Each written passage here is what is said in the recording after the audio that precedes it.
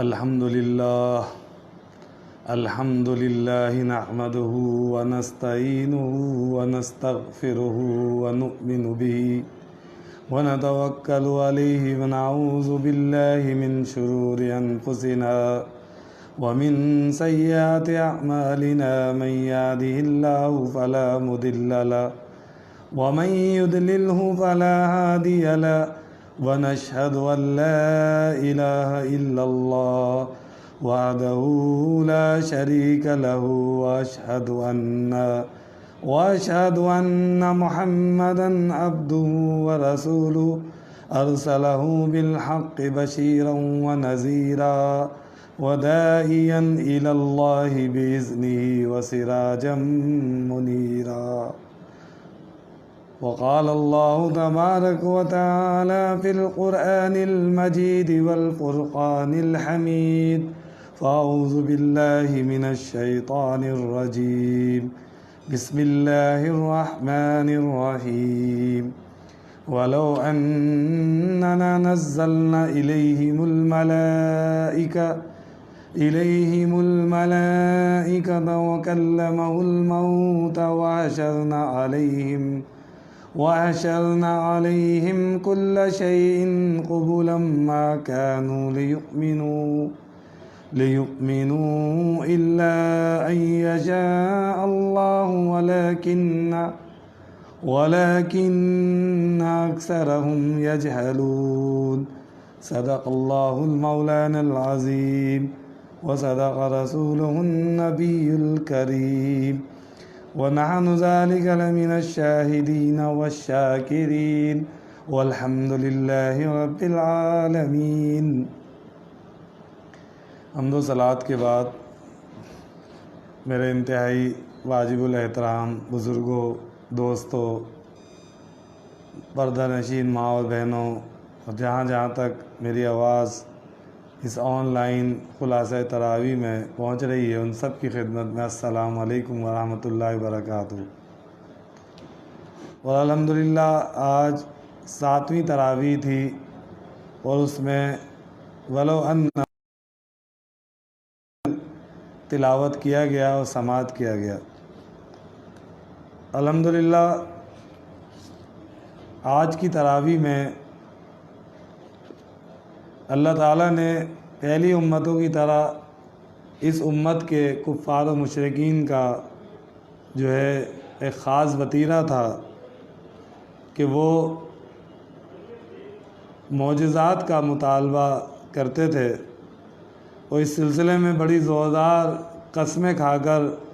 وہی کہتے تھے کہ ان کے پاس واقعی کوئی نشانی آ جائے، یعنی ان کا مطلوبہ معجزہ، تو یقیناً وہ ایمان لے آئیں. 7ویں پارے کے آخر میں ان کا یہ مطالبہ تھا، اور اب 8ویں پارے کے آغاز میں اللہ تعالیٰ نے جو ہے ان کو یہ جواب دیا ہے کہ یہ لوگ جھوٹ بول رہے ہیں. اگر ہم ان کے پاس فرشتے بھیج دیتے اور مردے ان سے باتیں کرنے لگتے اور ان کی مانگی ہوئی ہر چیز ہم کھلی آنکھوں ان کے سامنے لا کر رکھ دیتے، تب بھی وہ ایمان نہ لاتے. اللہ تعالیٰ کی اطاعت و فرمانبرداری ہی سب کچھ ہے. اگر اللہ کے کسی حکم کے خلاف ساری دنیا جمع ہو جائے تو بھی اس پر عمل کرنا اور اللہ کے حکم کو توڑنا جائز نہ ہوگا. جیسا کہ رسول اللہ صلی اللہ علیہ وسلم کا ارشاد ہے کہ کسی مخلوق کی اطاعت جائز نہیں خالق کی نافرمانی میں.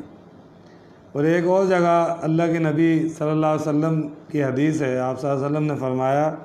کہ کسی کی دنیا بنانے کی خاطر اپنی آخرت تباہ مت کرو. سورہ انعام کی آیت نمبر 116 میں اللہ تعالیٰ نے یہی بات ارشاد فرمائی کہ اگر آپ زمین میں بسنے والوں کی اکثریت کے پیچھے چلیں گے تو وہ آپ کو اللہ کے راستے سے ہٹا دیں گے. اور یہ لوگ وہم و گمان کے سوا کسی چیز پر نہیں چلتے ہیں، اور ان کے سوا کچھ نہیں، یہ خیالی اندازے لگاتے ہیں. اس لیے علماء کرام نے لکھا ہے کہ مغربی جمہوریت جو ہے اس کی نفی بھی اس آیت سے ہوتی ہے کہ مغربی جمہوریت میں اکثریت کی بنیاد پر قانون سازی ہوتی ہے، لیکن اسلام کا یہ بنیادی قاعدہ ہے کہ اگر ساری دنیا کی مخلوق مل کر بھی کوئی ایسی بات متفقہ طور پر کہیں جو اللہ اس کے رسول صلی اللہ علیہ وسلم سے ٹکرا رہی ہوگی تو اس کو نہیں مانا جائے گا، بلکہ جو اللہ رب العالمین اور اس کے رسول صلی اللہ علیہ وسلم کی لائی ہوئی شریعت ہے اس کو مانا جائے گا۔ اور الحمدللہ جب پاکستان میں آئین سازی ہو رہی تھی تو ثم الحمدللہ پاکستان کی اسلامی قیادت جاگ رہی تھی۔ ترکی کے جو اس وقت کے صدر ہیں رجب طیب ایردوان، اور ان کے اور سینئر رہنما تھے نجم الدین اربکان۔ نجم الدین اربکان ایک دفعہ لاہور میں تشریف لائے تھے اور اسلامی تحریکوں کے سربراہ کی کانفرنس ہوئی تھی، تو اس میں انہوں نے یہی کہا تھا کہ آپ لوگ اللہ کا شکر ادا کریں کہ جب آپ کے یہاں آئین سازی ہو رہی تھی، آپ کے آئین بن رہا تھا، تو آپ کی جو قیادت تھی مذہبی رہنما کی صورت میں وہ جاگ رہی تھی۔ انہوں نے کہا کہ جب ترکی کا سیکولر آئین بن رہا تھا تو وہاں کوئی ایسی قیادت اس وقت موجود نہیں تھی جو اس آئین کو سیکولر بننے سے روکتی۔ اسی لیے ترکی کے اندر بسم اللہ الرحمن الرحیم پڑھ کر کوئی کام شروع کرنا یا تقریر کا آغاز کرنے پہ بھی پابندی تھی، اور ایک وقت تو ترکی کے اندر اذان پر بھی پابندی تھی کیونکہ اذان عربی زبان میں ہوا کرتی تھی۔ لیکن الحمدللہ جب پاکستان میں آئین بن رہا تھا تو اس وقت جو ہے اسلامی لوگ، مذہبی لوگ اور جماعت اسلامی کے رہنما جاگ رہے تھے، مولانا سید ابوالعلا مودودی رحمۃ اللہ علیہ کی صورت میں، اور آئین کی دستوری کمیٹی کے رکن نائب امیر جماعت اسلامی پاکستان پروفیسر غفور احمد صاحب، جو اس وقت 1970 میں قومی اسمبلی کے رکن بھی تھے، وہ موجود تھے۔ اس لیے ہمارے اس آئین کے اندر یہ بات موجود ہے کہ قرآن و سنت سپریم لا ہے، قرآن و سنت سب سے بڑا قانون ہے۔ اسمبلی کے سارے لوگ مل کر بھی اور سینیٹ کے سارے لوگ مل کر بھی کوئی ایسی قانون سازی نہیں کر سکتے جو قرآن و سنت سے ٹکراتی ہو۔ لہٰذا 1973 کے آئین میں یہ اسلامی دفعات موجود ہیں۔ تو عزیز دوستو، ساتھیو، اس آیت کے حوالے سے بھی ہمارے اکابرین نے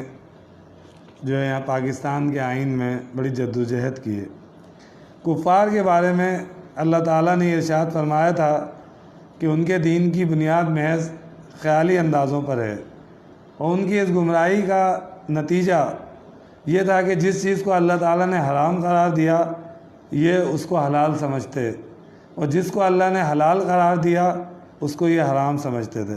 چنانچہ ایک مرتبہ کچھ کافروں نے مسلمانوں پہ اعتراض کیا کہ جس کو اللہ تعالیٰ قتل کر دیتا ہے، یعنی وہ اپنی طبعی موت مر جائے، تو اس کو تو تم مردار کہتے ہو، اور جس جانور کو تم اپنے ہاتھوں سے قتل کرتے ہو یعنی ذبح کرتے ہو اس کو حلال کرتے ہو۔ تو اللہ تعالیٰ نے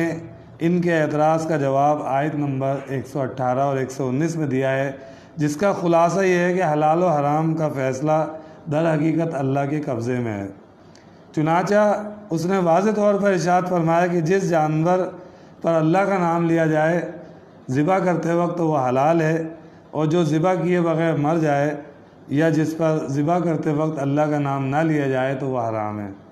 علماء نے لکھا ہے کہ کفار کے مذکورہ اعتراض کے جواب میں یہ مصلحت بھی بتائی جا سکتی تھی کہ جس جانور کو ذبح کیا جاتا ہے اس کا خون اچھی طرح بہہ جاتا ہے، جس کی وجہ سے انسان کے لیے نقصان دہ نہیں رہتا۔ اس کے برخلاف جو جانور خود مر جاتا ہے اس کا خون جسم میں ہی رہ جاتا ہے، اس کی وجہ سے پورا گوشت خراب ہو جاتا ہے۔ لیکن اللہ تعالیٰ نے یہ مصلحت بیان کرنے کی بجائے یہ کہنے پر اکتفا کیا کہ ایک مسلمان کا کام اللہ کا حکم ماننا ہے، اس کے حکم کی مصلحت اس کی سمجھ میں آئے یا نہ آئے، اگرچہ اللہ کے حکم میں مصلحت ضرور پوشیدہ ہوتی ہے، لیکن ہمیں اللہ تعالیٰ کا حکم ماننا ہے کہ اللہ تعالیٰ نے جس چیز کو حلال کیا ہے اسے حلال ماننا ہے، جس چیز کو حرام کیا ہے اسے حرام ماننا ہے۔ اللہ کی نافرمانی کا نام گناہ ہے۔ اللہ تعالیٰ نے آیت نمبر 120 میں ارشاد فرمایا کہ ظاہری اور باطنی دونوں قسم کے گناہ چھوڑ دو۔ علماء نے لکھا ہے کہ ظاہری گناہوں میں وہ گناہ داخل ہیں جو انسان اپنے ظاہری اعضاء سے کرے، مثلا جھوٹ، غیبت، دھوکہ، رشوت، شراب نوشی، زنا وغیرہ، اور باطنی گناہوں سے مراد وہ ہے جس کا تعلق دل سے ہوتا ہے، مثلا حسد، ریاکاری، تکبر، بغض اور دوسروں کی بدخواہی وغیرہ۔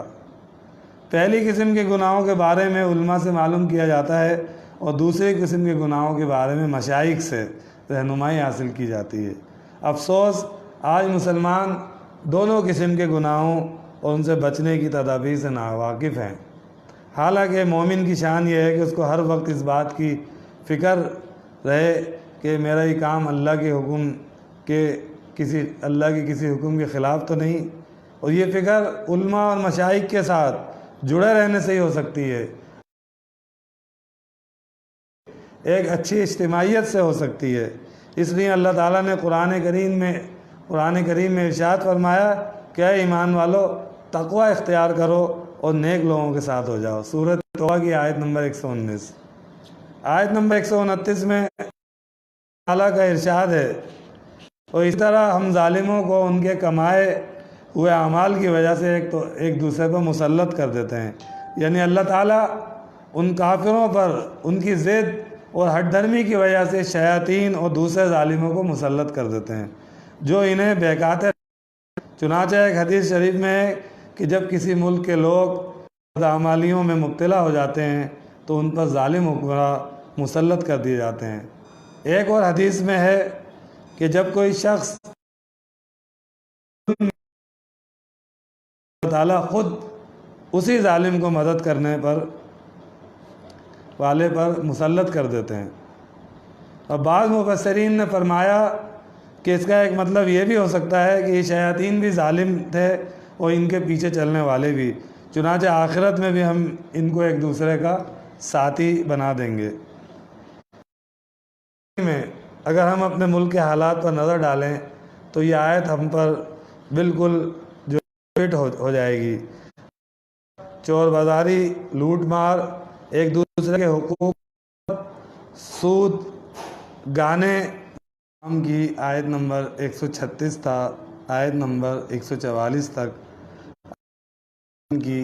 کچھ بے بنیاد رسموں کا بیان ہے۔ ان لوگوں نے کسی معقول اور علمی بنیاد کے بغیر مختلف کاموں کو من گھڑت اسباب کی بنیاد پر حلال یا حرام کا خود اپنی اولاد کو انتہائی سنگدلی سے قتل کر دیتے۔ اگر لڑکی پیدا ہوئی تو اسی لیے اس بات سمجھ کر اسے زندہ لوگ اس وجہ سے بھی لڑکیوں کو دفن کر دیتے تھے کہ ان کا عقیدہ یہ تھا کہ فرشتے اللہ کی بیٹیاں ہیں، اس لیے انسانوں کے لیے مناسب نہیں کہ وہ لڑکیاں رکھیں۔ لڑکوں کو بعض اس وجہ سے قتل کر دیتے تھے کہ ان کو کہاں سے کھلائیں تھے، جو یہ نظر مان لیتے تھے کہ ہمارا 10واں لڑکا ہوگا تو اسے اللہ یا بتوں کے نام پر ذبح کر دیں گے۔ اس کے علاوہ بھی اپنے مویشیوں اور کھیتوں کی پیداوار کے بارے میں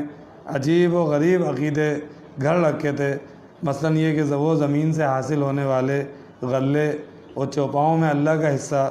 الگ کر لیتے اور اپنے شرکاء کا بھی حصہ الگ کر لیتے، پھر جو ان کے شرکاء کا حصہ ہوتا تھا اسے تو اللہ کے حصے میں نہیں ملنے دیتے تھے، لیکن جو اللہ کا حصہ ہوتا تھا وہ اگر شرکاء کے حصے میں مل جاتا تو اس کو برا نہیں سمجھتے تھے۔ اسی طرح اپنے دیوتاؤں کو خوش کرنے کے لیے چوپاؤں کو مختلف قسموں میں تقسیم کر رکھا تھا۔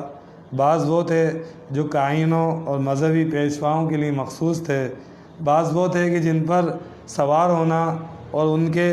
سے کسی بھی طرح کا فائدہ اٹھانے کو جائز نہیں سمجھتے تھے۔ بعض وہ تھے جنہیں ذبح کرتے وقت اللہ کے بجائے بتوں کے نام کا ذکر کرتے تھے، حتیٰ کہ ان پر سوار ہو کر حج کے لیے جانا بھی ناجائز سمجھتے تھے۔ اسی طرح وہ یہ بھی کہتے تھے کہ ان خاص چوپایوں کے پیٹ میں جو بچہ ہے اگر وہ زندہ پیدا ہوتا ہے تو وہ صرف مردوں کے لیے مخصوص ہے، اور اگر مردہ پیدا ہوتا ہے تو مرد اور عورت دونوں کے لیے حلال ہے۔ ان کی یہ رسمیں ذکر کرنے کے بعد اللہ تعالیٰ فرماتے ہیں کہ حقیقت یہ ہے کہ وہ لوگ بڑے خسارے میں ہیں جنہوں نے اپنی اولادوں کو کسی علمی وجہ کے بغیر محض حماقت سے قتل کیا ہے، اور اللہ نے جو رزق ان کو دیا تھا اسے اللہ پر بہتان باندھ کر حرام کر لیا ہے۔ وہ اور کبھی آیت